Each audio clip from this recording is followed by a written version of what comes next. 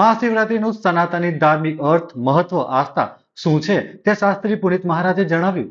મહાશિવરાત્રીના પૂજનનું મહત્વ અને શિવ અને આજના યુગ અંગે ભુજના કથાકાર શાસ્ત્રી પુનિત મહારાજે નિખાલસ ભાવે આજે સ્વતંત્ર ટીવીનું સાથે વાત કરતા મહાશિવરાત્રી અને શિવનું મહત્વ સમજાવ્યું હતું.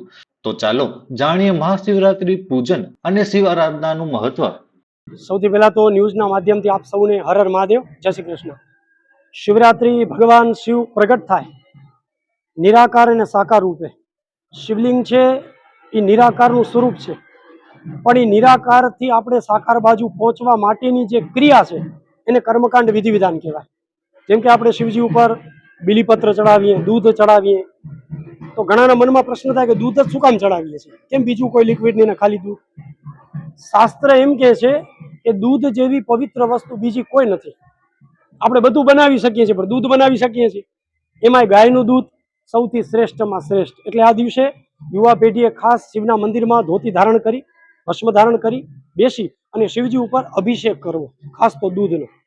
રાતના ભાગમાં 12 વાગ્યાથી 1:45 સુધી રાતના ભાગમાં શિવરાત્રીએ તમે શાંતિથી એક સાવ જ શાંત સ્થળમાં બેસી જાઓ, બે હાથ સીધા કરો, અને જ્ઞાન મુદ્રા કહેવાય. આ જીવ છે, આ શિવ છે. જીવ નમે તો જ શિવને, તો જ જ્ઞાન થાય. આવી રીતે તમે બેસી ગયા, તમારા પાછળનો જે ભાગ જો સ્ટ્રેટ હોવો જોઈએ, સીધો. બીજું પણ વૈજ્ઞાનિક કારણ કહી દો કે શરીરમાં કોઈ પણ હાડકું તૂટે ને તો સંધાય છે, પણ આ પાછળનો જો ભાગ તૂટે ને તો ક્યારે સંધાતો નથી. આ જ જીવ છે. તમે એક્સરે કરો એટલે તમને ખબર પડી આવશે. બહુ વિશેષ ચર્ચા મીડિયાના માધ્યમથી શું કરવું, પણ તમે આવી રીતે બેસી ગયા અને એ સમયની અંદર તમે ઓમ નમઃ શિવાય 15 સેકન્ડ, એમ તમે 45 સેકન્ડ સુધી આ મંત્રનો જપ કરો. તમારી સૂર્યનાડી, તમારી ચંદ્રનાડી બંને ચાલુ થઈ જશે. તમે પાસ્ટ ભૂલી જશો, ફ્યુચરની ચિંતા મૂકીને તમે પ્રેઝન્ટમાં આવી જશો. જે વ્યક્તિ વર્તમાન સમયમાં આવે એને ધ્યાન લાગે. અને ધ્યાન લાગે કોઈ એમ કે હું 2 કલાક ધ્યાનમાં, તો 3 કલાક ધ્યાનમાં, તો સાવ ખોટી વાત. ધ્યાનમાં આવવાના વ્યક્તિને ખબર પડતી જ નથી કે હું ક્યારે ધ્યાનમાં આવ્યો, ક્યારે ધ્યાનમાં છૂટી ગયો. ભગવાન શિવ પાર્વતી પાસે 88,000 વર્ષ સુધી ધ્યાનમાં રહ્યા. એનો અર્થ એ થયો કે ધ્યાન માટેનો બેસ્ટ ટાઈમ હોય તો એ રાતનો સમય છે. એટલે કાલરાત્રિ, મહારાત્રિ, મોહરાત્રિ, ચદારુણા, એમાં શિવરાત્રિની વાત કરી છે. તો આ શિવરાત્રિના રાતના ભાગમાં તમે ધ્યાનમાં બેસી જાઓ, 4 પ્રહરની પૂજા કરો, શિવતાંડવ બોલો, મહિમ્ન બોલો, ઓમ નમઃ શિવાયનો જપ કરો, નમામિ શમીશાન નિર્વાળ રૂપમ, કોઈ પણ સ્તોત્રનો જપ કરો. તમે આમ બેસશો ને તમને ધ્યાન લાગશે.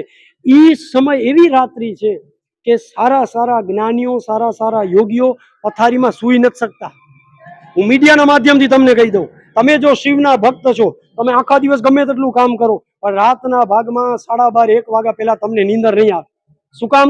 એ રાત્રિના ઉપરના તારા, નભમંડળ, આપણા નવગ્રહના તારાઓ આપણી બધી એનર્જી એવી કામ કરે છે કે માણસની પોઝિટિવ અને નેગેટિવ એનર્જી ખેંચે છે.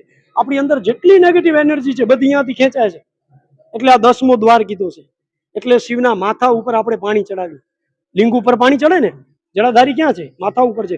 બહેનોને ખબર હશે, નાના છોકરાનો જન્મ થાય એટલે આ તાળવો બેસાડીએ. હજી પણ નાનકડી વાત પાણી ઉપર કરી દઉં. મેં આજ સવારે જ એક જગ્યાએ 45 કારણ કીધા. પાણી શું કામ? શિવજી ઉપર પાણી શું કામ? કુંભમાં પાણી શું કામ? પ્રયાગમાં પાણી શું કામ? હિન્દુ ધર્મમાં પાણીનું શું કામ મહત્વ છે? નાનકડો છોકરો સ્કૂલમાંથી આવે એટલે બહેનો શું કરે? બેટા હાથ પગ ધોઈ આવ, હાલ નાવા. છોકરો નાઈ લે, હાથ પગ ધોઈ લે એટલે શું થાય ખબર છે? એ પાસ્ટ ભૂલી જાય. મેડમ એને માર્યું હોય, છોકરાના ઝઘડા થયા હોય, બસમાં કાંઈ થયું હોય, તે બધું ભૂલી જાય અને પછી છોકરો શાંતિથી જમી શકે.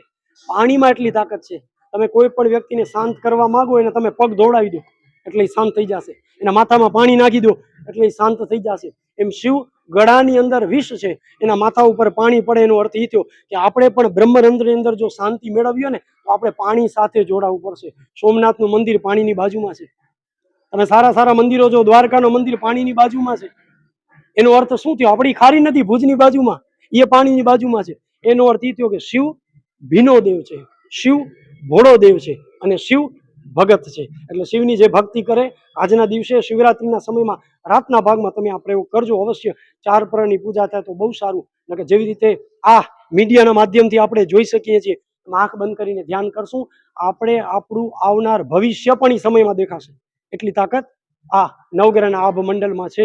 અને બીજી ઇમ્પોર્ટન્ટ નાનકડી વાત કહી દઉં, પ્રયાગની અંદર પણ પાણી મહત્વનું છે. શંકરાચાર્ય મહત્વના છે, બ્રાહ્મણો મહત્વના છે, પગે જાવું, ગળદી, આ તે બધું મહત્વનું છે. પણ ઇમ્પોર્ટન્ટ શું છે? પાણીમાં ડૂબકી મારવી. અને ડૂબકી માથા સુધી મારવી. 3 વસ્તુ, બ્રહ્મા પૂજા, વિષ્ણુ પૂજા, શિવ પૂજા નામ આવી જાય છે, એમાં નથી ઉતરતો. પણ પાણી શું કામ? કે જેટલા સાધુ સંતો પોઝિટિવ છે, સંતો તો છે જ ઘણા બધા આ દેશની અંદર, પણ સૌથી મહત્વના સંતો કોણ છે? જે જુનાગઢમાં છે, જેનો આશ્રમ નથી, જેના પાસે ગાડી નથી, જેના પાસે ફોન નથી, જે ક્યારે મીડિયામાં નથી આવ્યા, પણ એને કોણ પ્રેરણા કરે છે કે અહીંયા પ્રયાગમાં મહાકુંભ થશે 144 વર્ષમાં? આવો વ્યક્તિ ભગવાન સાથે જોડાયેલો છે, એટલે એને ખબર પડી આવે કે કુંભ છે એટલે ઈ નાગા સાધુ જેને આપણે કહીએ. આ કપડાનું મહત્વ નથી, આ બધું પહેરીને હું ભલે ફરું છું, પણ છેલ્લે આ કાંઈ નહીં આવે કામ. ઈ સંતો જ્યારે પાણીમાં ડૂબકી મારે, પોતાના સારા અને પોઝિટિવ વિચાર અંદર મૂકે છે ને, એટલે પાણીની અંદર બધા વિચાર રહે છે. એટલે આપણે બધા પાપ ધોવા નથી જતા, યાદ રાખજો. આ બધા મીડિયામાં બધા મોટા થાય છે ને, પાપ ધોશું તો વળી તમને ખબર નથી, પાપ ધોવા નથી જતા, પણ એ સંતોના શરીરને અડેલું પાણી છે ને, એ પુણ્ય ભેગા કરવા જઈએ છીએ. ઇસ્લામની અંદર પણ અમુક દિવસો હોય ને ત્યારે પાણી પીને રોઝા છોડવામાં આવે છે. જીસસ ક્રાઇસ્ટ, એને ત્યાં પણ ડૂબકી મારીને પાણીનું મહત્વ છે. આપણે પણ ગંગાનું મહત્વ છે, આપણે પણ જળાધારીનું મહત્વ છે, આપણે પણ પાણીનું મહત્વ છે. પોઝિટિવ થઈએ, રાષ્ટ્રનું કલ્યાણ કરી, વિશ્વનું કલ્યાણ કરી, એવી ભાવના સાથે આ શિવની મહાપૂજા થાય છે. શિવરાત્રીમાં એક જ મેસેજ હું તમને બધાને દઈશ, તમે બધા એનો પ્રયોગ કરજો. શિવરાત્રીના લગભગ ક્રોધ નહીં આવે. શું કામ? તમે શિવના મંદિરમાં જાઓ છો, ચંપલ ઉતારીને જાઓ છો, સૂર્યના જેટલા કિરણ છે પૃથ્વીમાં છે, મંદિરમાં છે, એટલે આપણે શિવની અડધી પ્રદક્ષિણા કરીએ ખુલ્લા પગે. શું કામ? જે વ્યક્તિ પૃથ્વીથી જોડાયેલો છે ને, એના વાઇબ્સ એને વધુ મળશે. તમે અંડરગ્રાઉન્ડ કોઈ શિવના મંદિરમાં જશો, તમને એટલી એનર્જી નહીં મળે, પણ પૃથ્વીથી ઉપર મંદિર હશે કે પૃથ્વીમાં મંદિર હશે, એમાં તમને પોઝિટિવ વસ્તુ મળશે. તમે અંડરગ્રાઉન્ડની અંદર ક્યારેક બેસીને ધ્યાન કરો, તમારું ધ્યાન નહીં લાગે, પણ તમે જાઓ જુનાગઢ, થોડીક વાર બેસો, તમને ધ્યાન લાગી જશે. શું કામ? પૃથ્વીથી ઉપર છે. જેટલા માણસ ઉપર જાય, અને ઉપર જવા માટે જ આ બધી ક્રિયા છે. અહીંયા જો પાણી પડી જાય, આપણે અહીંયા જો પાણી નાખીએ તો વ્યક્તિ શાંત થઈ જાય. એમ મીડિયાના માધ્યમથી પણ આ જે ઓનલાઈન બધું થાય છે, એમનો આભાર, એમને પણ ખૂબ શુભકામના. એક જ વસ્તુ કહીશ, પ્રયોગ કરજો, રાતના જાગજો, શિવનું સ્મરણ કરો. મને વિશ્વાસ છે આપણી બધી નેગેટિવિટી નીકળી જશે, અને આ માણસનું શરીર પણ શિવ છે. હર હર મહાદેવ, જય શ્રી કૃષ્ણ.